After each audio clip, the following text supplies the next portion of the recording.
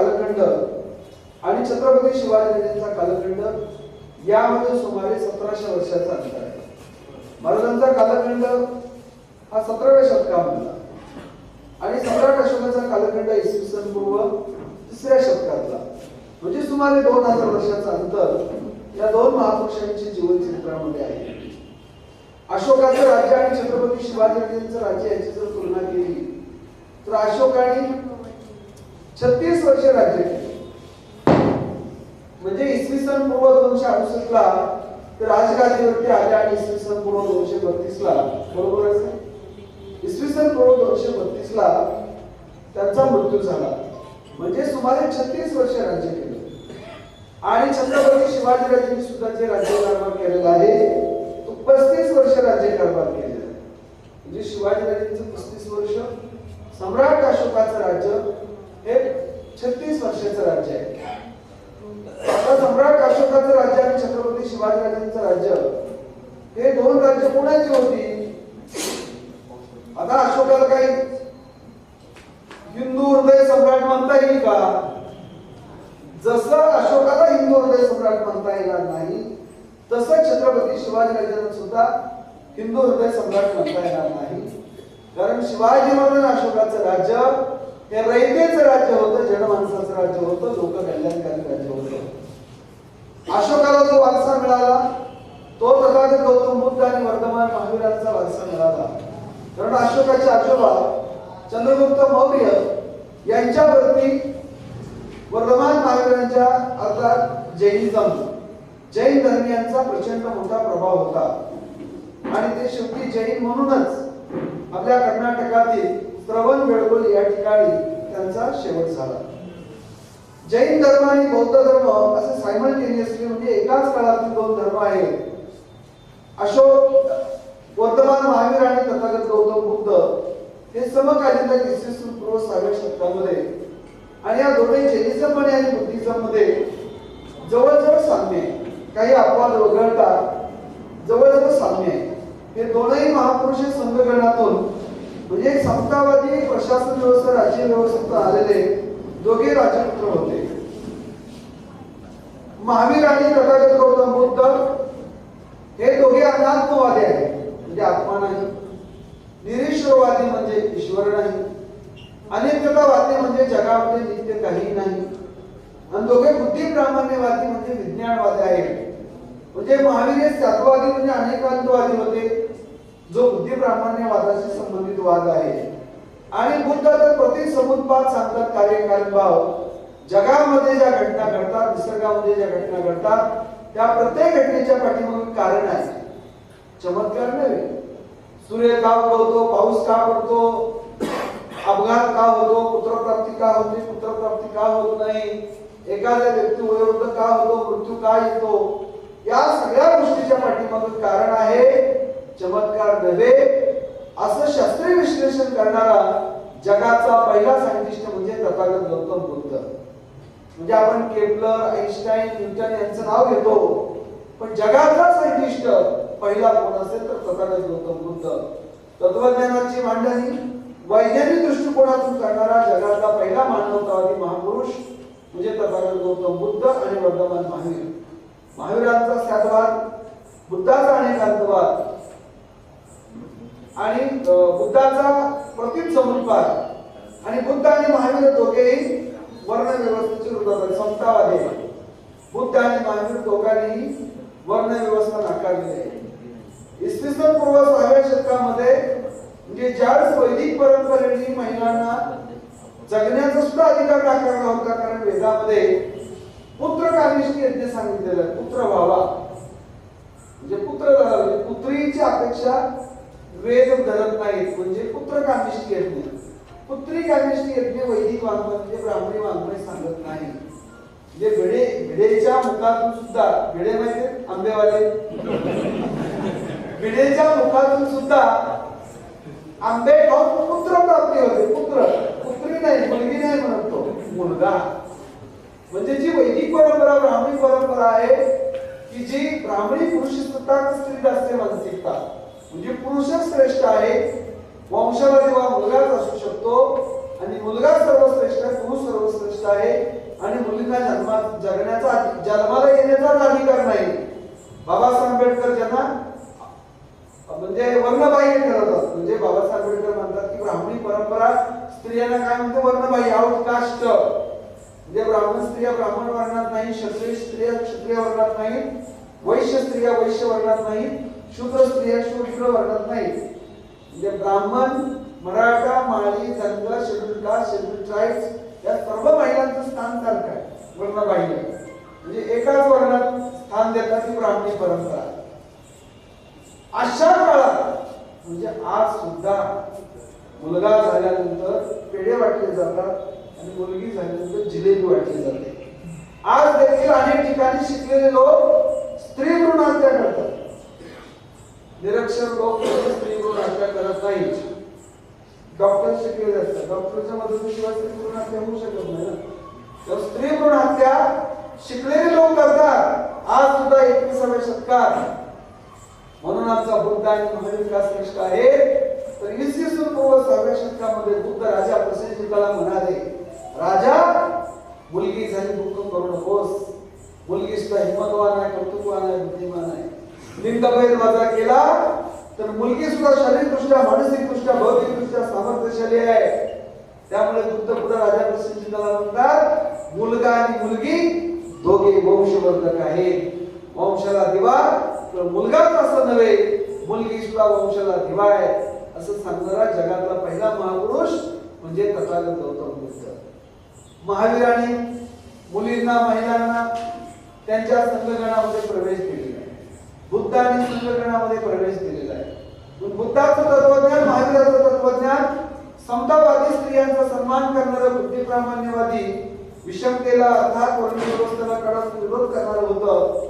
म्हणून चंद्रगुप्त मौर्य, राजा बिंदुसार आणि सम्राट अशोक यांच्यावरती जो वैचारिक प्रभाव होता तो महावीर आणि बुद्धाचा प्रभाव होता. आणि छत्रपती शिवाजीराजांवरती कोणाचा प्रभाव होता? कोणदेवचा, रामदासाचा.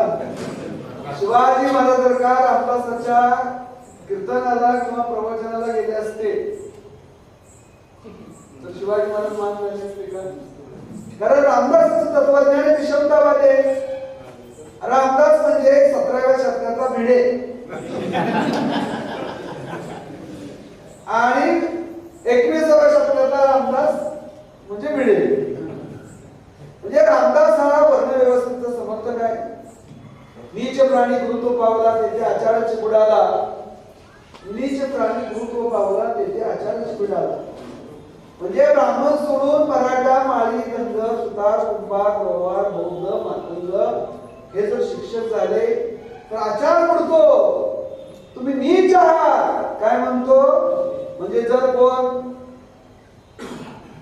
Bhosale sir, Patil sir, Jadhav sir, Shinde sir, Kamble sir, Shendge sir, Sutar sir, Mali sir जर असतील तर त्यांना रामदास काय म्हणतो? तुम्ही नीच आहात. नीच प्राणी गुरुत्व पावला तेथे आचार्याची बुडाला. गुरुत्व सगळा असे ब्राह्मण जरी तो झाला तरी आहे. आणि मग आजच्या एससी एसटीला तो काय बोलतो हे आपण सांगू शकत नाही. दासबोधामध्ये जे रामदास विषमतावादी होता, रामदासाला समता मान्य नाही. त्यामुळे समतावादी छत्रपती शिवाजीराजांचा वैचारिक वारसा हा रामदास होऊ शकत नाही. तर समतावादी संत तुकाराम महाराज हा छत्रपती शिवाजीराजांचा वैचारिक वारसा होता. अशोकाला जसा बुद्धाचा वारसा मिळाला, मौर्य साम्राज्याला जसा महावीराचा वारसा मिळाला, तसा छत्रपती शिवाजीराजांचा वारसा होता वारकरी पंथाचा, सुफी संप्रदायाचा आणि संत तुकाराम महाराजांचा. आणि संत तुकाराम महाराज यांच्यावरती वैचारिक प्रभाव होता तो तथागत गौतम बुद्धाच्या फिलॉसॉफीचा. तर अनेक अभ्यासकांनी मांडलेला आहे. म्हणून तुकाराम महाराज म्हणाले, आले आले लहानपणी अतिबलती नारी नर भेदा भेद भ्रम अमंगळ, मुंगी आणि राव आम्हा सरकाचं जीव सोने आणि माते आम्हा समाने चित्ती, सर्वांची एकची भिन्न तेथे कशी भिन्ना भिन्न. भेदाभेद बाळगणं चुकीचं आहे. आपण सर्वजण एक आहोत ही भूमिका संत तुकाराम महाराजांची होती. सर्वांची एकची भिन्न भिन्न तेथे कसे भिन्ना भिन्न. तुकाराम महाराज म्हणतात सर्वांची एकच भिन्न. सर्वांना दोनच हात आहेत, दोनच पाय आहेत. एकच डोकं आहे, दोनच डोळे आहेत, दोन कान आहेत, सर्वांचं रक्त लाल रंगाचं आहे का? आपल्या भारतात असं आहे का जैनांचं रक्त व्हाईट, बौद्धांचं रक्त निळं, हिंदूंचं रक्त भगवं, मुस्लिमांचं रक्त हिरवं आहे का? असं तुकाराम महाराज म्हणतात सर्वांची एकच भिन्न ते कैसे भिन्न भिन्न, सर्वांना एकच डोकं आहे. इथून तिथून सर्व माणूस समान आहे. बुद्ध इसवी सन पूर्व 6व्या शतकामध्ये म्हणतात अरे प्राण्यात जाते, पक्ष्यात जाते, वनस्पती जाते, माणसात मला जाते दाखवा. प्राण्यामध्ये हत्ती आहे, घोडा आहे, उंट आहे. वनस्पतीमध्ये आंबा आहे, चिंच आहे, नारळ आहे. पक्ष्यामध्ये चिमणी आहे, पोपट आहे, मोर आहे. जे पक्षी ही एक जात नाही, पक्ष्यामध्ये अनेक जाते. वनस्पती ही एक जात नाही, वनस्पतीमध्ये अनेक जाते. प्राणी ही एक जात नाही, सिंह आहे, कोल्हा आहे, गाढव आहे, कुत्रा आहे. म्हणजे बुद्ध म्हणाले प्राण्यात जाते, पक्षात जाते, वनस्पतीत जाते, माणसात मला जाती दाखवा. म्हणून बुद्धाला आपण फिलॉसॉफर म्हणतो, तत्वज्ञानी म्हणतो. मी तर बुद्धाला अँथ्रोपोलॉजिस्ट सुद्धा म्हणेन. अँथ्रोपोलॉजिस्ट म्हणजे मानववंश शास्त्रज्ञ, मानवशास्त्र. मानवशास्त्र काय म्हणतं? जगामध्ये मानवाची उत्पत्ती म्हणजे मानवासारखं प्राणी साधारणतः 60 लाख वर्षापूर्वी उदयाला आला. माणसासारखा दिसायला ॲस्ट्रोपिथिकस, त्यानंतर Neanderthal, homo erectus, homo sapien. आज आपण होमो सॅपियन आहोत. म्हणजे जगामध्ये आज जी मानवजात आहे होमो सॅपियन. आणखी 1 लाख वर्षांनी, 10 लाख वर्षांनी, 1 कोटी वर्षांनी माणूस कसा असेल? मानवाची पूर्ण वाढ झालेली नाही. आपण 50 लाख वर्षापूर्वी जसे होतो आता तसे नाही. आपण 20 लाख वर्षापूर्वी होतो तसे आज नाही. ॲस्ट्रोपिथिकसला काय आहे? केसाळ प्राणी, तो झाडावर राहतोय, जमिनीवर राहतो, शिकते, तो कच्चा मांस खातोय, त्यामुळे तो त्याचा जबडा मोठा आहे, त्याचे दात मोठे. त्याला अग्नीची जाणीव झाली साधारणतः 3-4 लाख 8 लाख वर्षापूर्वी अग्नीची जाणीव झाली. म्हणजे वणवा लागायचा, जंगल जळायचं, मग त्यामध्ये काही भाजलेलं रोस्टेड चिकन नव्हे, रोस्टेड बैल, रोस्टेड गाय, रोस्टेड गवा. आता टेस्टी लागलं ना त्याला, भाजलेलं अजून टेस्टी. आणि विशेष म्हणजे त्याला दाताचं काम कमी झालं त्याच्यात, शिजवल्यामुळे आणि भाजल्यामुळं. आणि स्वाभाविकपणे मोठा जबडा असणारा ॲस्ट्रोपिथिकस हा होमो इरेक्टस ज्यावेळेस झाला त्यावेळेस लहान जबडा झाला. ॲडॉप्टेशन म्हणजे जुळवून घेणं, परिस्थितीला जुळवून घेणं ही सजीवाचं, ते माणूस नव्हे, प्रत्येक सजीवाचं लक्षण आहे. आणि आपण जुळवून घेत इथपर्यंत आलो. आता तर आपण मॅगी खातो, लेस खातो, कुरकुरे खातो, चायनीज, फास्ट फूड. त्यामुळे आता होमो सॅपियन्स सुंदर माणूस, बुद्धिमान माणूस. व्हॉट्सअप, फेसबुक, चंद्रावर जाऊन आला, मंगळावर जाण्याची भाषा आज आपण करतो आहे. म्हणजे सुंदर माणूस, बुद्धिमान माणूस, होमो सॅपियन्स. 1 लाख वर्षांनी, 1 कोटी वर्षांनी माणूस आज जसे आहोत तसे आपण नसणार. पूर्वी आपल्याला घर नव्हतं, गुहेत राहत होतो, ऊन वारा पावसापासून संरक्षण व्हावं यासाठी आपलं स्किन जाड होती, केसाळ प्राणी होतो, म्हणजे सर्वत्र केस होते. आता आपले केस गेले, फक्त आता डोक्यावरती केस आहे. 1 लाख वर्षांनी एकही डोक्यावर केस नसेल. त्यामुळे ज्यांच्या डोक्यावर केस नाही त्यांना समजावून न्यू व्हर्जन. सर आपण आपल्याकडे तुम्ही ज्याला केस नाही म्हणजे आपल्याकडे आम्ही म्हणजे नवीन व्हर्जन आहे. ज्याला केस नाही त्याने आपण कमी समजत नाही आपल्याला. आम्ही म्हणजे न्यू जनरेशन आहे, नवा माणूस आहे. ही अँथ्रोपोलॉजीवरती खूप चांगलं पुस्तक आलेलं आहे. जगामध्ये सगळ्यात बेस्ट सेलर म्हणून एक पुस्तक आहे, सेपियन्स म्हणून पुस्तक आलेलं आहे. 1 कोटी 20 लाख त्याच्या पत्री कंपलेले. बाबासाहेब आंबेडकर अँथ्रोपोलॉजिस्ट होते, किती लोकांना माहिती आहे? बाबासाहेब आंबेडकर हिस्टॉरियन होते, बाबासाहेब आंबेडकर घटनातज्ञ होते, बाबासाहेब आंबेडकर चित्रकार होते, बाबासाहेब आंबेडकर धर्मशास्त्राचे अभ्यासक होते. आणि मुळात बाबासाहेब आंबेडकर अर्थशास्त्रज्ञ आहेत. पण बाबासाहेब आंबेडकरांचं जगातलं पहिलं पुस्तक, त्यांच्या आयुष्यातलं पहिलं पुस्तक अँथ्रोपोलॉजीवरती आहे. कास्ट इन इंडिया नावाचा ग्रंथ बाबासाहेबांनी लिहिला. आणि ते कोलंबिया विद्यापीठामध्ये शिकत असताना बाबासाहेबांनी आयुष्यातला पहिला ग्रंथ लिहिला. It is related to anthropology. बरोबर आहे ना? अँथ्रोपॉलॉजीचं पहिलं पुस्तक आहे बाबासाहेब, अँथ्रोपॉलॉजिस्ट सुद्धा आहे बाबासाहेब. म्हणून मी का सांगितलं तर बुद्ध इसवी सन पूर्व 6व्या शतकामध्ये म्हणाले प्राण्यात जाते, पक्ष्यात जाते, वनस्पती जाते, माणसात जाते दाखवा. तिथून सगळा माणूस सारखा आहे जगातला, मग तो युरोप मधला असेल, अमेरिकेतला असेल, अरब राष्ट्रातला असेल किंवा एशिया मधला असेल, तिथून सगळा माणूस सारखा आहे. काय मुसलमान काय जन्मता सुद्धा कोण येतो का बाहेर? नाही. काय ब्राह्मणाला काय जानवर घालून पाठवतात का निसर्गामध्ये निर्मित, जे मुलांनी निर्मित सांगितलं. म्हणजे इथून तिथून जगातला सगळा माणूस सारखा आहे. मग काही गोरे, काही काळे, काही बुटके, काही नकटे का? It is impact of atmosphere. हा निसर्गाचा भौगोलिक क्षेत्राचा प्रभाव आहे. आणि जगामध्ये संघर्ष आणि संकट एकाच वेळी झालेला आहे. दक्षिण आफ्रिकेमध्ये सुरुवातीला ऍस्ट्रोपिथिकस आहे, युरोपमध्ये निएंडरथल आहे, इकडला माणूस तिकडे गेला, पूर्व एशियामध्ये सेपियन आहे, आणि मग हे जगभरामध्ये मायग्रेशन झालेलं आहे जगभरामध्ये. आणि मायग्रेशन झाल्यानंतर संघर्ष पण झालेला आहे, संकट पण झालेलं आहे. त्यामुळे जगामध्ये असं जर कोण गप्पा मारत असेल तर आमचा वंश शुद्ध आहे, आम्ही म्हणजे थेट ब्रह्मदेवाच्या गजल्याशीवरून बाहेर पडलेलो आहोत, असं जर कोण म्हणत असेल तर आपण मूर्खाच्या नंदनवनामध्ये जगत आहोत. त्यामुळे काही लोक म्हणतात बघा यांचा आंतरजातीय विवाह आहे. टर्मिनॉलॉजी चुकीची आहे. आंतरजातीय विवाह शब्दप्रयोग चुकीचा आहे. आंतरजातीय विवाह कशाला म्हणायचं? मानव एक जात आहे ना. जर मानवाने गाढवाबरोबर लग्न केलं तर त्याला आंतरजातीय विवाह म्हणायचं. मानवाने जर का घोड्याबरोबर लग्न केलं तर आंतरजातीय विवाह. मानवाने मानवाबरोबर लग्न करणं नैसर्गिक आहे ना, जाती विवाह आहे. म्हणून हे बुद्धाने मांडलं आणि तुकारामाने मांडलं. तुकाराम म्हणाले या लातूर अतिवंती नारी नर भेदा भेद ब्रह्म अमंगळ मुंग्याने रावा सारकाचा जीव सोने आणि माती समाजिष्टी. छत्रपती शिवाजीराजांसारखा लोककल्याणकारी राजा निर्माण झाला, त्याचं श्रेय राजमाता जिजाऊ आणि शहाजीराजांच्या संस्थेला जसं द्यावं लागेल तसं संत तुकाराम महाराजांच्या प्रबोधनाला आणि त्या वारकरी पंथाला द्यावा लागेल. आणि मौर्य साम्राज्यावरती जो प्रभाव होता तो प्रभाव वैदिक परंपरेचा नव्हता, ब्राह्मणी परंपरेचा नव्हता, तर बुद्धाचा आणि वर्धमान महावीराचा प्रभाव होता. म्हणून अशोकाचं राज्य आणि शिवरायांचं राज्य रयतेचं राज्य आहे, ते लोककल्याणकारी राज्य आहे. आणि दोघांच्या राज्यामध्ये भेदाभेदाला कारण नाही.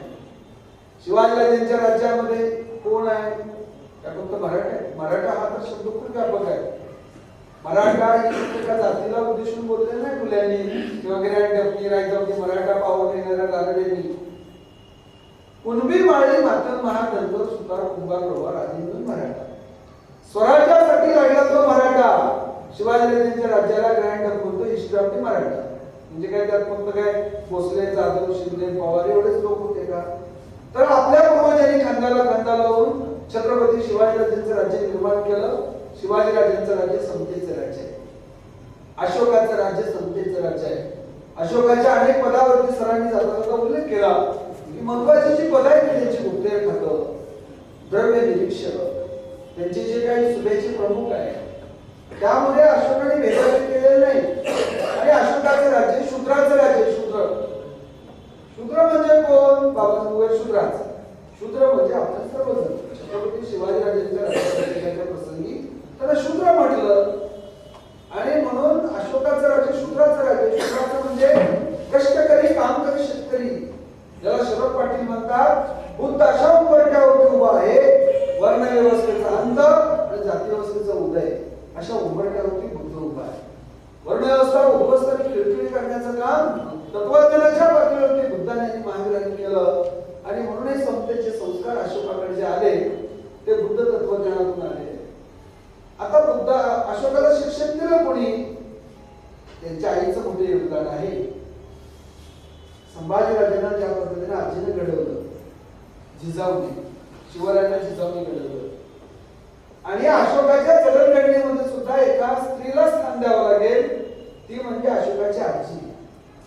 अशोकाची आजी जी चंद्रगुप्त मौर्याची महाराणी आहे आणि जी शल्यपूष निकेटरची मुलगी आहे. म्हणजे चंद्रगुप्त मौर्याची सासरवाडी ग्रीक मधली होती. म्हणजे अशोकाची एक आजी ग्रीक म्हणली, म्हणजे आपलं ग्रीकाचं नातं खूप जुनं आहे. नवीन नातं नाही आपल्याला ग्रीकांचं. राजीव गांधी सोनिया गांधीवर लग्न केल्यामुळे अनेकांनी ट्रोल केलं. मग तुम्ही या चंद्रगुप्त मौर्याला ट्रोल करणार का? म्हणजे आपले महापुरुष नॅशनल इंटिग्रेशनच नव्हे तर इंटरनॅशनल इंटिग्रेशन मानणारे आपले महापुरुष आहेत. म्हणून अशोकाच्या जडणघडणीमध्ये रघुवीर थापर म्हणते की अशोकाला गोष्टी कोणी सांगितल्या इतक्या मोठ्या, तू महाबलशाली सम्राट झाला पाहिजेस, तुला हे राज्य जिंकायचं, लोककल्याण करायचं, निर्माण करायचंय. तर त्याची आजी जिनं सिकंदर चौधरी पाहिला आहे आणि त्या गोष्टी सिकंदराच्या प्रभावशाली गोष्टी सांगून चंद्रगुप्त मौर्याची महाराणी तथा अशोकाची एक आजी यांनी जडणघडण अशोकाची केलं. अशोकाला त्यातून प्रेरणा मिळालेली आहे आणि म्हणून अशोकाचं राज्य किती महान राज्य आहे. विचार करा, त्या काळामध्ये विमान नाही, हेलिकॉप्टर नाही, BMW नाही, जागवार नाही. अशोकाचं राज्य आताचा इराण म्हणजे पर्शिया तिथपासून ते ब्रह्मदेश म्हणजे म्यानमार म्हणतो आपण इथपर्यंत, ते खाली कर्नाटक पर्यंत, वरती नेपाळ पूर्ण, जम्मू काश्मीर, भूतान हे अशोकाचं राज्य आहे. अशोकाचे 2 शिलालेख अफगाणिस्तान मध्ये सापडलेले आहे, शहाबाज गडी आणि मानसेहारा.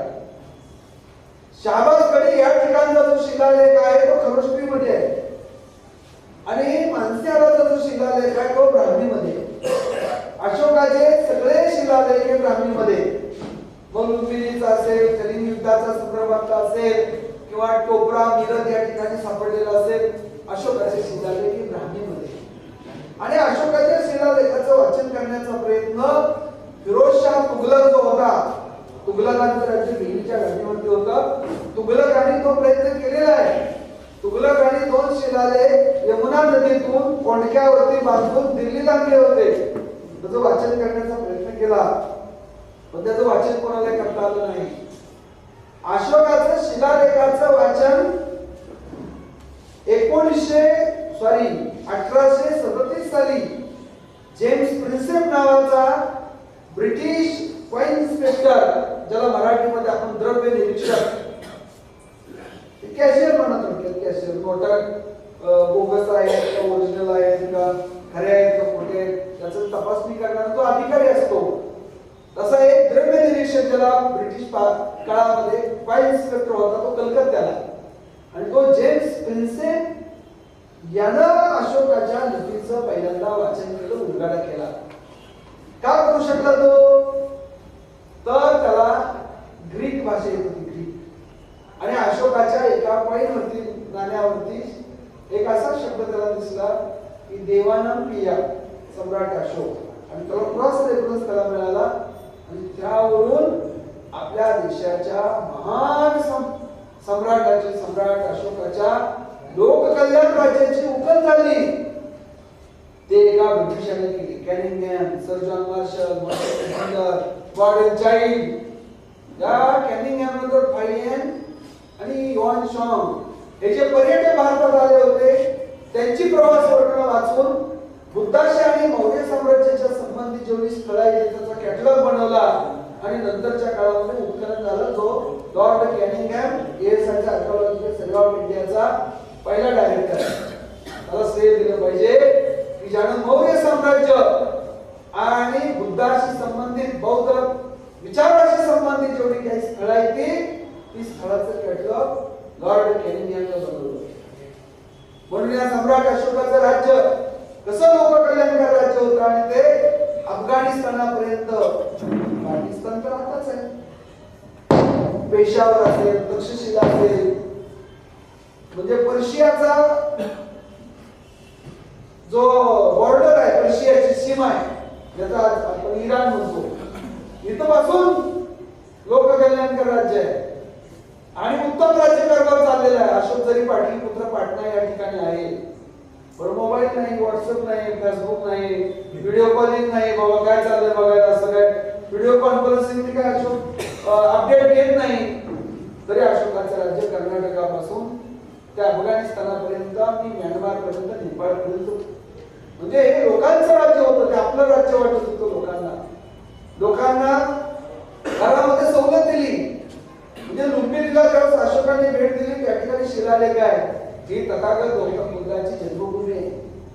आणि बुद्धाची जन्मभूमी म्हणजे त्या ठिकाणचे जे लोक राहत होते, त्या ठिकाणची जी रयत होती, त्या रयतेला करमुक्त करण्याचं ऐतिहासिक काम सम्राट अशोकाने केले. करमुक्त केलं तिथल्या लोकांना. जे लोक कल्याणकारी राजा का अशोकाला म्हटलं जातं, करमुक्त केलं. आपल्या राज्यातील आणि देशातील प्राणी हत्या बंद करण्याचं काम केलेलं आहे. मग कुणी त्याचा संबंध गोवंश हत्याबंदीशी लावेल, त्याचा काही संबंध नव्हे. तथागत गौतम बुद्ध अहिंसावादी होते, पण बुद्धाची आणि महावीराची अहिंसा ही आध्यात्मिक पातळीवरची अहिंसा नव्हती, भौतिक पातळीवरची अहिंसा आहे. कारण ते शेतकरी होते. शेतीला उपयुक्त काय आहे? जनावर आहेत. आणि जनावर देणारी गाय आहे. ती गाय हे ब्राह्मण यज्ञामध्ये मारायचे, म्हणजे यज्ञाच्या नावाखाली खायचे गाऊ तंदुरी. आपण जसे चिकन तंदुरी खातो का, तसे ब्राह्मण काय गाऊ तंदुरी, म्हणजे गाय कालवड असेल, गाय असेल, भाजायची यज्ञातून खायची. मग बुद्ध आणि महावीरांनी सांगितलं या ब्राह्मणांना तुम्ही गायी देऊ नका. म्हणजे ब्राह्मण हे स्वखुशीनं शाकाहारी झालेले नाही. बुद्ध आणि महावीरांमुळं त्यांना गोमांस भक्षण सोडावं लागलं. पण बुद्ध अहिंसावादी होते, पण त्यांचा अहिंसावाद हा मध्यमवर्गीय अहिंसावाद होता. बुद्धाला विचारलं तथागता आम्ही कोणता आहार घ्यावा? आता बुद्धाने काय उत्तर दिलं असेल? शाकाहारी का मांसाहारी उत्तर दिलं असेल? बुद्धाला विचारलं आम्ही कोणता आहार घ्यायचा? बुद्ध म्हणाले जिद्द जे उपलब्ध आहे ते खावा. जे उपलब्ध आहे ते खावा. आहाराबद्दल टोकाची भूमिका बुद्धाची नाही. पण आज आपल्या देशामध्ये मानवजींनी सांगितलं की सिद्धांत धोक्यात आहे. अहो कलम क्रमांक 1 काय सांगतात? आपल्या देशाचं नाव भारत तथा इंडिया. आपला देश कोणत्याही धर्माचा अन्याय करत नाही किंवा कोणत्याही धर्माला विरोध करत नाही. तर आपल्या देशाचं नाव आहे भारत तथा इंडिया असं बाबासाहेब आंबेडकर म्हणतात. देशाला हिंदुस्थान म्हणणं हा घटना विरोध आहे, संविधान विरोध आहे. म्हणून आपला देश भारत तथा इंडिया आहे. सेक्युलरिझम आपण म्हणतो, धर्मनिरपेक्षता. आपल्या देशाचं नाव बाबासाहेबांनी निश्चित केलं. कोणी कोणता पेहराव परिधान करावा, कोणी कोणता आहार घ्यावा, कोणी कोणतं भाषण करावं हे ठरवण्याचा अधिकार फंडामेंटल राईट कलम 19 बाबासाहेबांनी आपल्याला दिलं. आणि आमच्या घरामध्ये कोणतं अन्न खावं हा अधिकार संविधानिक अधिकार आहे. आणि कोणता मांस खायचं घरात? जे प्राणी फॉर एक्झाम्पल वाघ, सिंह, हरिण, मोर हे राष्ट्रीय पक्षी आहेत, त्याचं संरक्षण करावं असं राष्ट्राचं धोरण आहे. काय आपण करणारच नाही ना. पण जे प्राणी राष्ट्रीय प्राणी नाही अशा प्राण्याच्या हत्येवरती बंदी आणून तुम्ही गोरगरिबांचं, इथल्या लोकांचं प्रोटीन नष्ट करतात. प्रोटीन तुम्ही रोखत आहात. बॅलन्सिंग डाएट मूलभूत अधिकार आहे, फंडामेंटल राईट. आम्हाला आमचा बॅलन्सिंग डाएट म्हणजे प्रोटीन, कार्बोहायड्रेट, फॅट, विटॅमिन्स आम्हाला मिळालं पाहिजे. इट इज आमची गरज आहे आणि मानवाची गरज आहे. ती मानवाधिकारामध्ये आली पाहिजे, मानवाधिकारामध्ये. त्यामुळे आम्ही कोणतं अन्न खावं हे ठरवण्याचा अधिकार बहुमताच्या सरकारलाच काय, सुप्रीम कोर्टाला देखील नाही. बरोबर आहे का अधिकार? तरी सरकारनं गोवंश हत्याबंदीचा कायदा केला. गोवंश हत्याबंदी कायदा करावा ही काही शेतकऱ्याची मागणी होती का? शेतकऱ्यांनी मोर्चा काढला का? हा कायदा शेतकरी विरोधातला कायदा आहे असं महादेव फुले नावाचे मोठे अभ्यासक सांगतात. त्याचं पुस्तक आहे गोवंश हत्याबंदी कायदा संघाचा कॉर्पोरेट डाव. शासनानं गोवंश हत्याबंदीचा कायदा केल्यानंतर याचिका दाखल झाली त्या विरोधात. पण न्यायालयाने विचारलं सरकारला, न्यायालयाने सरकारला विचारलं तुम्ही गोवंश हत्याबंदीचा कायदा केला, इतर प्राण्यांचं काय? म्हणजे बोकड, कोंबडी, पापलेट, सुरमई, बांगडा, चिलापी त्याचं काय? शासनाने न्यायालयाला सांगितलं हळूहळू इतर प्राण्यांच्या हत्येवर सुद्धा बंदी घालण्यात येईल. म्हणजे गायीवरती जशी बंदी घातली तशी हळूहळू इतर प्राण्यावर सुद्धा म्हणजे बोलाई, बोकड, कोंबडी, पापलेट, सुरमई, बांगडा, सुकट या सगळ्यावरती बंदी घालण्यात येईल. म्हणजे उद्या समजा भारत पाकिस्तान किंवा भारत चीनचं युद्ध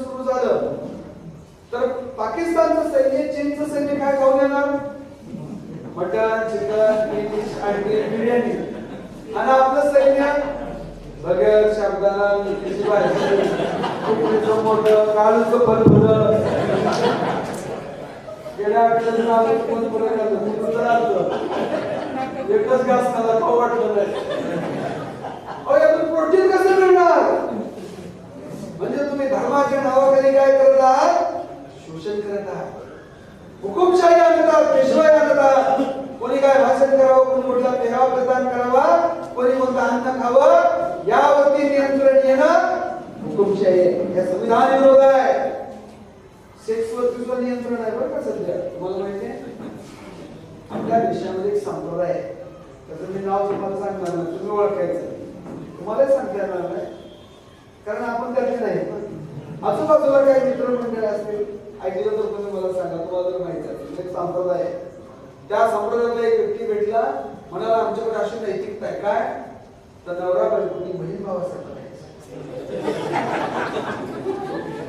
पती पत्नीने बहीण भावासारखं राहायचं आता ही नैतिकता का मी त्याला विचारलं तुझ्या आई बाप जर असे राहिले असते तुझं मला तुमच्या संप्रदायाला कार्यक्रम तुझं मिळणार पण तसा आहारावर नियंत्रण भाषणावर नियंत्रण तुमच्या सेक्सवर नियंत्रण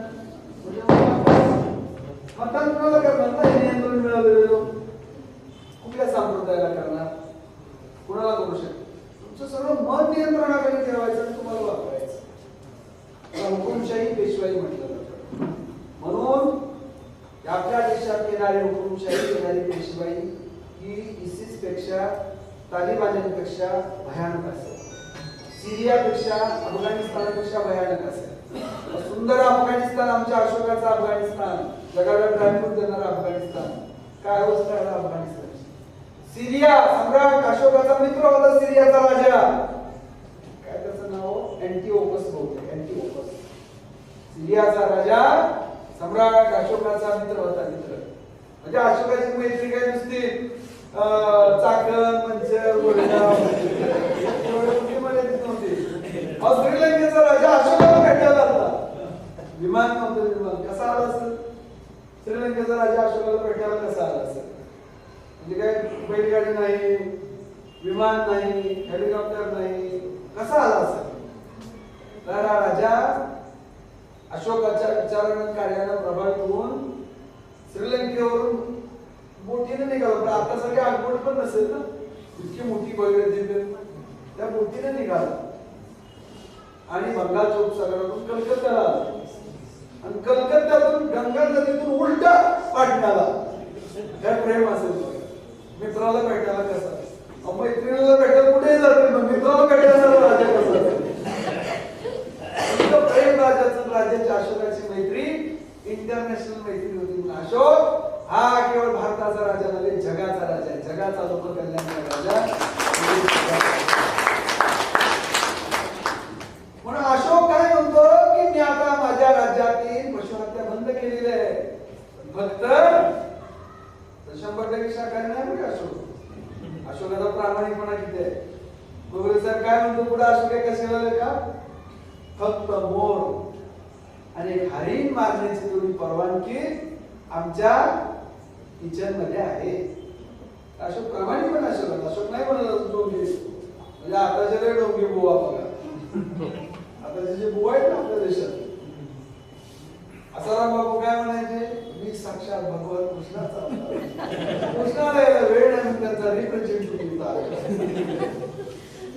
आणि आता हा कृष्ण तुरुंगात आहे सध्या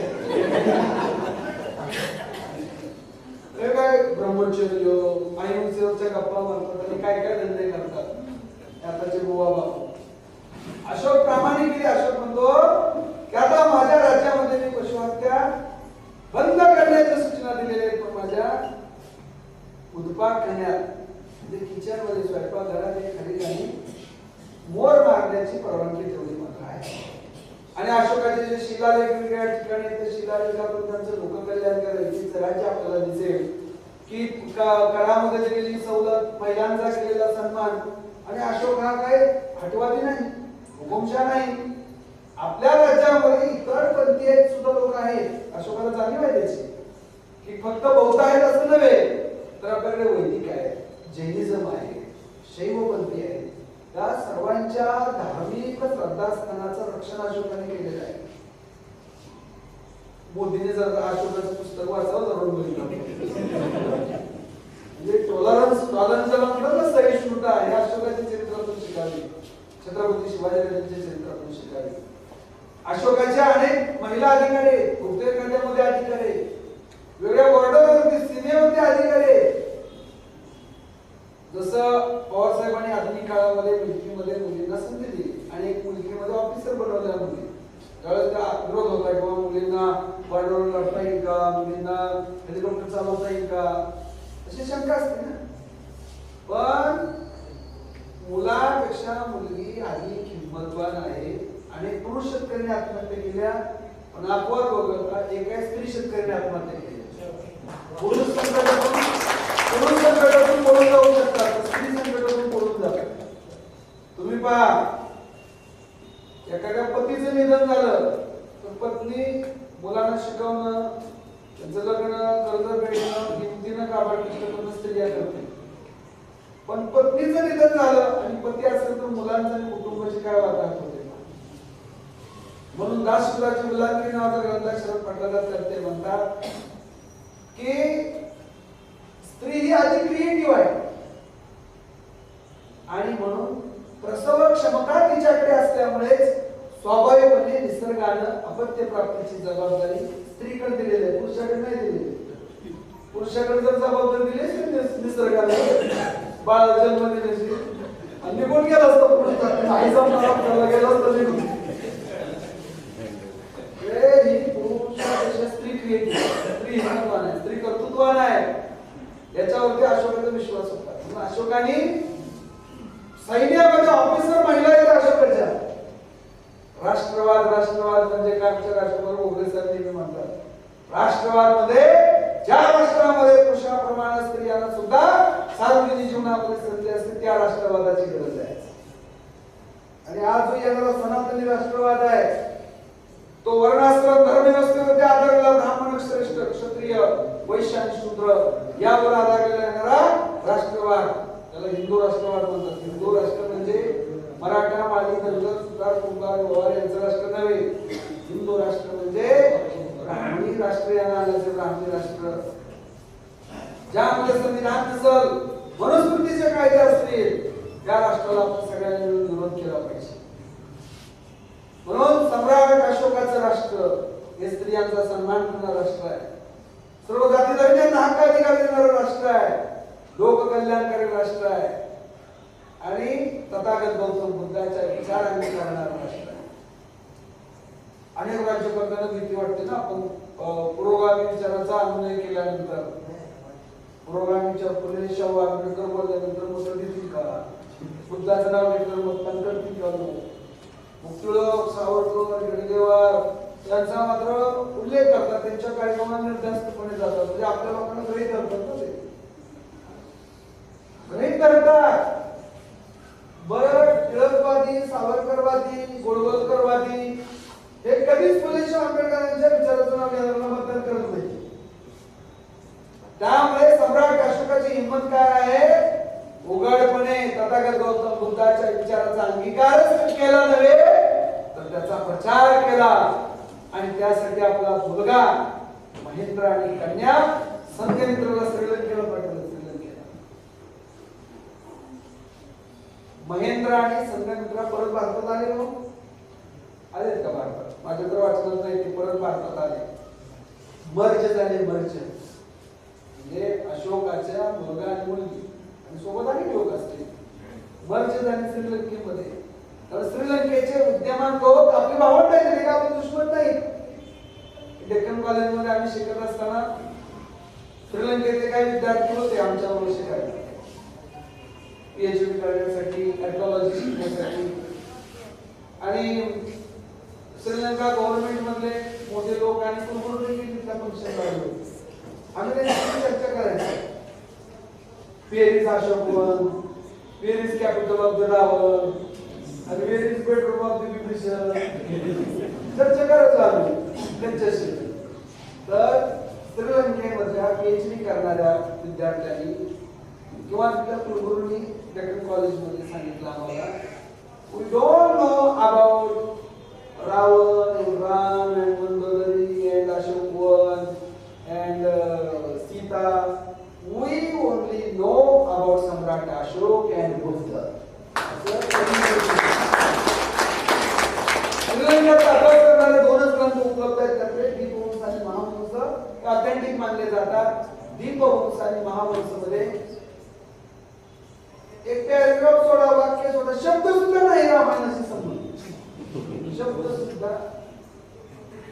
आणि आता अलीकडच्या काळामध्ये तिथे एक्सकॅव्हेशन झालं, उत्खनन झालं, 700 वस्तू सापडलेल्या आहेत. 700 वस्तूमध्ये काय, टेराकोटा म्हणजे ज्याला आपण मृण्मय मुद्रा म्हणतो, भाजलेल्या मातीच्या खेळणी वस्तू, किंवा त्याला आपण पॉटरी म्हणतो. पॉटरी म्हणजे खपराची जी भांडी असतात त्याच्या अवशेष, वाईन्स, जे बांगड्या, हे जे सापडलेले 700 वस्तू, त्या 700च्या 700 वस्तू related to Buddhism and Maurya culture, याच्याशी संबंधित, मौर्य साम्राज्याशी आणि बुद्धिस्ट कल्चरशी संबंधित आहेत, एकही रामायणाशी संबंधित नाही. आणि archaeological evidence is important evidence and historical evidence. ऐतिहासिक पुराव्यापेक्षा पुरातत्व पुरावा अत्यंत महत्त्वपूर्ण असतो. आणि म्हणून अशोकाचं राज्य हे कुठपर्यंत होतं, श्रीलंका, अफगाणिस्तान आणि लोककल्याणकारी आपल्या राज्यामध्ये त्यांनी भेदाभेद केला नाही. महिलांचा सन्मान करणारा असा राजा, आणि म्हणून त्यांचा अभिमान आपल्या सर्वांना वाटला पाहिजे. ज्या पद्धतीने अशोकाचं राज्य होतं त्याच पद्धतीने छत्रपती शिवाजीराजांचं राज्य सुद्धा रयतेचं राज्य होतं. शिवाजीराजांची पुत्र आहे ते जियाजीराव म्हणूया आपण. 1673 साली चिपळूणच्या जुमलेदार हवालदाराला पाठवलेल्या पत्र आहे शिवाजीराजांनी.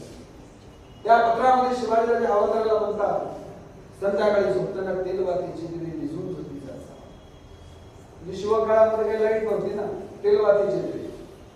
संध्याकाळी झोपताना तेलवातीची दिवे विझून झोपी जायचा. वाजलेला तेलाच्या सत्तेने एखादा उंदीर पेट किंवा कोंडा धरण किंवा धावत सुटेल, की वाघ एखाद्या खडकाच्या गवताच्या गंजीला लागेल, गंज जळून खाक होईल. पावसाळ्यात जनावरांना चारा मिळणार नाही. मग तुम्ही आपले घोडे आणि जनावर उभ्या पिकास सोडाल. मग कोणी कापड आणेल, पाला आणेल, भाजी आणेल, धान्य आणेल. मग रयत म्हणेल की कोण या मूर्खातून मुघल आले, तुमच्यापेक्षा मुघलच बरे. म्हणून संध्याकाळी झोपताना तेलवातीची दिवे विझून झोपी. म्हणजे शिवाजीराजांचं आपत्ती व्यवस्थापन कसं होतं, आग लागल्यानंतर धावपळ करण्यापेक्षा आगच लागू नये याची काळजी छत्रपती शिवाजीराजांनी घेतली. म्हणून शिवकाळामध्ये त्यांच्या दप्तरखान्याला आग लागल्याची नोंद नाही, त्यांच्या मंत्रालयाला आग लागल्याची नोंद नाही. इतकं लोक कल्याणकारी म्हणजे रयतेच घोड्यांचा विचार केला, जनावरांचा विचार केला, भाजीपाल्याचा विचार केला, धान्याचा विचार केला. धान्य आणि वैरण जळाली तर घोड्यांनाही तुम्हाला अन्न मिळणार नाही. म्हणून संध्याकाळी झोपताना रंधनाळे म्हणजे स्वयंपाकघर, चुली या विजवल्या करण्याची स्वतः काळजी घ्या आणि नंतर झोपा, अशा सूचना महाराजांनी दिल्या. 1676 साली महाराष्ट्रामध्ये मोठा दुष्काळ पडला होता. दुष्काळाच्या प्रसंगी महाराज काय म्हणाले पहा. आपल्या अधिकाऱ्यांची मीटिंग बोलावली. 5 सप्टेंबर 1676 हा दिवस आहे. त्या तारखेचं जी पत्र आहे. आपल्या अधिकाऱ्यांना काय म्हणतात, दुष्काळ पडलेला आहे, तात्काळ लवकरात लवकर गावागावात जावा, विलंब करू नका. दुष्काळग्रस्तांना मदत करण्याच्या कामामध्ये तुम्ही विलंब केला तर साहेब तुमच्यावरती राजी नाही हे समजा. लवकरात लवकर जावा, विलंब करू नका. म्हणजे महाराज म्हणाले का अभ्यास चालू आहे, असे उद्गार छत्रपती शिवाजीराजांनी कधी काढले. तात्काळ जावा गावागावामध्ये. काय करा, ज्यांची बैलजोडी जगावली असेल त्यांना बैलजोडी द्या. आपल्या राज्यातील गरीबाला जर का खायला अन्न नसेल तर त्याला खंडी 2 खंडी धान्य द्या. आणि त्यासाठी आपल्या तिजोरीवरती लाख 2 लाख लारी भुजा फुला तरी चालेल. वसुलीसाठी तगादा लावू नका, ऐपत आल्यानंतर वसूल करा. वाढी दिडीने वसूल करू नका, मुद्दलच तेवढी घ्यावी. समजा 100 होऊन दिले, 100च होऊन घ्या. 150 होऊन 125 होऊन घेऊ नका. वाढी दिडीने वसूल करू नका, टप्प्याटप्प्याने वसूल घ्यावा. समजा ह्या हंगामामध्ये तुम्ही 30 होऊन घ्या, पुढच्या हंगामामध्ये 30 होऊन घ्या. वाढी दिडीने वसूल करू नका, टप्प्याटप्प्याने वसूल करा, मुद्दलच तेवढी घ्यावी. म्हणजे छत्रपती शिवाजीराजांनी आपल्या राज्यातील रयतेला कर्ज दिलं. कर्जाचा व्याजदर किती आहे? 0% व्याजदराने कर्ज देणारा अशोकानंतरचा राजा म्हणजे छत्रपती शिवाजी महाराज. अशोक रुक्मिणीला जातात कर्जमुक्त करतात तिथल्या प्रजेला. शिवाजी राजे आपल्या प्रजेला कर्जमुक्त करतात. छत्रपती शिवाजी राजांच्या काळामध्ये एका शेतकऱ्याने आत्महत्या केली नाही का? ऍग्रीकल्चर पॉलिसी काय होती? तर महाराज आपल्या अधिकाऱ्यांना म्हणतात अतिरिक्त झालेला माल योग्य मोबदला देऊन खरेदी करा, त्याची साठवणूक करा आणि परमुलकामध्ये म्हणजे डच, फ्रेंच, इंग्रज, पोर्तुगीज, मोगल परमुलकामध्ये विका, धागा बाजार करा. त्यासाठी अतिरिक्त वेतन तुम्हाला देण्यात येईल. जोपर्यंत योग्य मोबदला मिळत नाही तोपर्यंत धागा बाजार करा. त्याचा अतिरिक्त मोबदला देण्यात येईल. म्हणजे आपल्या राज्यामध्ये अतिरिक्त माल असताना परमुलकातला माल शिवाजी राजांनी आयात केला नाही. या उलट या ठिकाणचा अतिरिक्त माल एक्सपोर्ट केला म्हणून शेतकरी आत्महत्या केल्या. आज काय अवस्था आपल्या देशाची?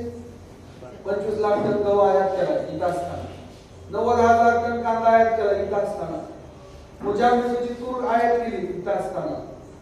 त्याचबरोबर जे आपलं सैन्य, आपली मुलं, आपली भावंड, आपले नातेवाईक पाकिस्तानच्या सीमेवरती लढतात आपल्या देशाचं रक्षण करण्यासाठी. -30-20 टेम्परेचर मध्ये ते लढतात. जी मुलं देशाच्या रक्षणासाठी सीमेवरती लढतात त्यांच्या आई वडील घरी चहा पितात, कुठल्या साखरेचा पितात? पाकिस्तानच्या साखरेचा चहा. या आपल्या देशाची अवस्था आहे. छत्रपती शिवाजी राजांनी परमुलकातला अतिरिक्त माल आयात करून या ठिकाणचा कष्टकरी श्रमजीवी शेतकरी मारला. हा शेतकरी आत्महत्या करतो आहे. मॉब लिंचिंग आहे. अल्पसंख्याकांवरती अन्याय होत आहे. आपल्याला बाबासाहेबांनी संविधानात्मक शिक्षणाचा अधिकार दिला. आदरणीय मानवजींनी सांगितलं राईट टू एज्युकेशन 2009 ला अमेंडमेंट झाली आणि आपल्याला शिक्षणाचा अधिकार मिळाला. 6 ते 14 वयोगटातील प्रत्येक मुला-मुलीला शिक्षणाचा अधिकार मिळणारच. सरकारी शाळा बंद करण्याचं काम चालू आहे. अंबानीला काही शाळा चालवायला दिलेले आहे. खाजगीकरण जर का आलं तर खाजगीकरणामध्ये रिझर्वेशन बंधनकारक नाही. 50,000 1 लाख डोनेशन देऊन फी देऊन आपली गरिबांची मुलं, म्हातारी कामगार, झोपडपट्टी आपली मुलं शिकतील का? शिकणार नाही. आणि पुन्हा हे आहेत ना यांच्याकडचे भामटे नालायक. नालायकी शिवी नाही, संविधानिक शब्द आहे, संसदीय. ज्याची लायकी नाही त्याला नालायक म्हणतात. एक स्त्री नावाचा भामटा आपल्या देशात काय म्हणाला गेल्या वर्षी आठवतंय का? सरकारी शाळांमधून नक्षलवादी तयार व्हायचे. आपण सरकारी शाळेत शिकलो ना. फडणवीस कुठल्या शाळेत शिकले बघावं लागेल. जावडेकर कुठल्या शाळेत शिकले पाहावं लागेल. नागरे पाटील पण जिल्हा परिषद सरकारी शाळेत शिकले. सगळेजण सरकारी शाळेत शिकलो ना आपण. म्हणजे सरकारी शाळांना बदनाम करायचं, शिक्षणाचं खाजगीकरण करायचं, खाजगीकरणामधून बहुजन समाजाचं शिक्षण बंद करायचं. म्हणून जी बेकार वक्तव्य होत आहेत मुलींना प्रमुखांना, घाणेरडी वक्तव्य आपल्या देशामध्ये होत आहेत आणि आपली लोकशाही धोक्यात आहे, रिझर्वेशन धोक्यात आहे, सेक्युलरिझम धोक्यात आहे, संविधान धोक्यात आहे. आणि म्हणून आपण सर्वांनी आपले सगळे अंतर्गत मतभेद विसरून लोकशाही वाचवली पाहिजे. पहिल्यांदा लोकशाही वाचवली म्हणजे संविधान वाचवलं. म्हणून छत्रपती शिवाजीराजे आणि सम्राट अशोक प्रताप यांचं राज्य हे लोकशाही राज्य होतं, रयतेचं राज्य होतं. शिवाजीराजांनी महिलांचा सन्मान केला, महिलांना स्वातंत्र्य दिलं आणि महत्वाच्या पदावरती शिवकाळात देखील महिला होत्या. तारा रवीला युद्धकलेचं शिक्षण दिलं. जो जो स्त्रियांचा सन्मान करेल तो तो सम्राट, जो जो शेड्यूल कास्ट शेड्यूल ट्राइब यांचा सन्मान करेल आणि त्यांना अधिकार तो रयतेचा राजा.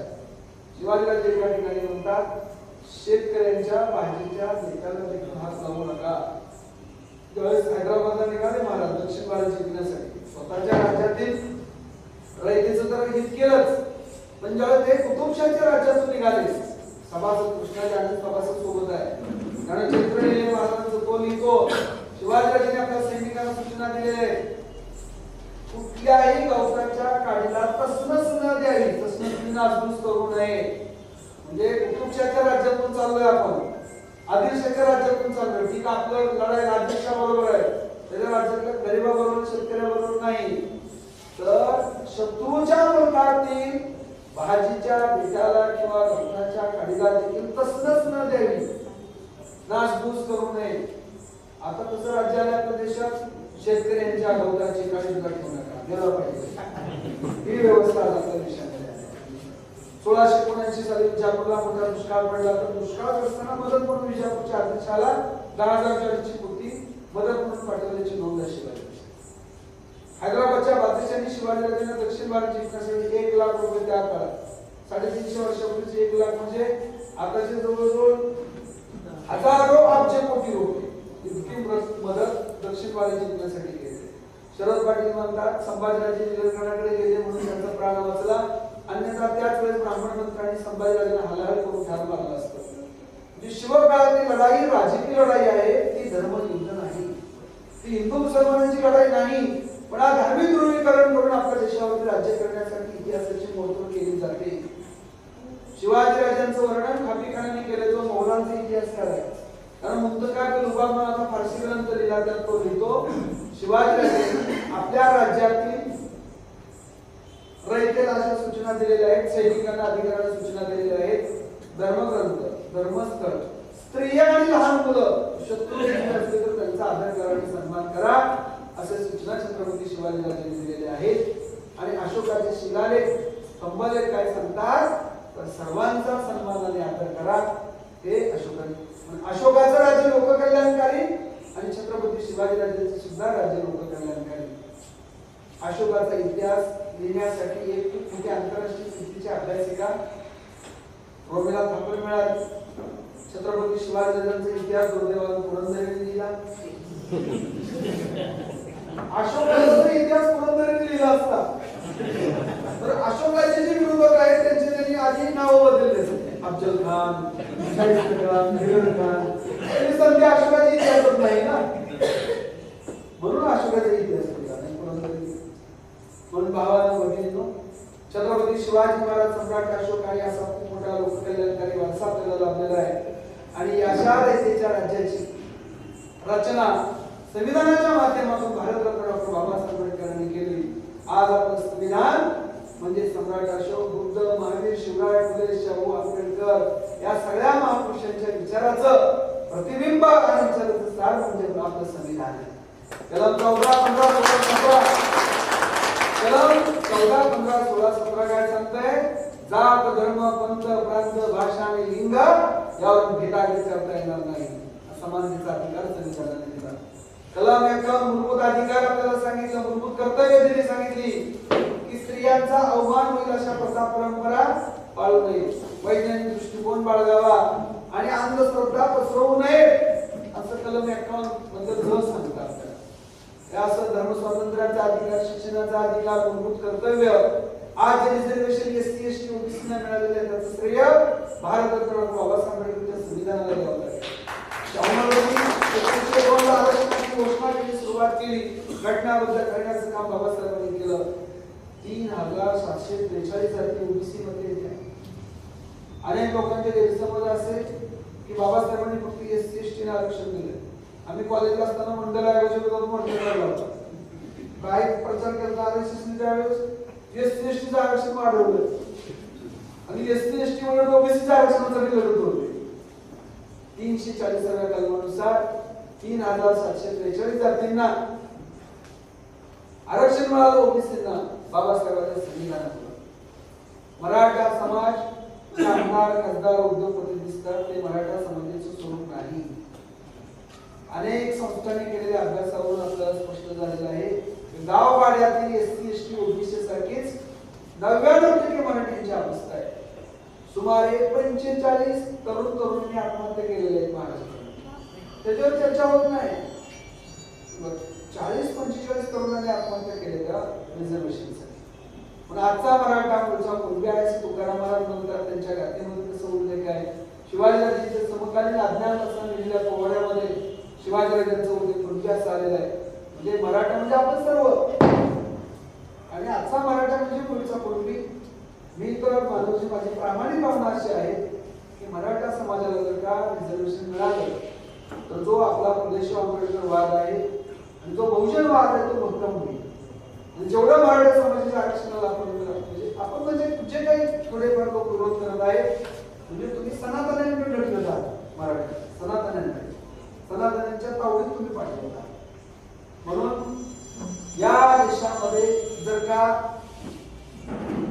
सार्वभौमत्व, धर्मनिरपेक्षता, समाजवाद, न्याय, स्वातंत्र्य, समता, बंधुत्व, अभिव्यक्ती स्वातंत्र्य रिझर्वेशन टिकवायचं असेल तर आपला सर्वात महत्वाचा ग्रंथ कोणता आहे तर संविधान हाच आपल्या देशाचा सर्वात महत्वाचा ग्रंथ आहे.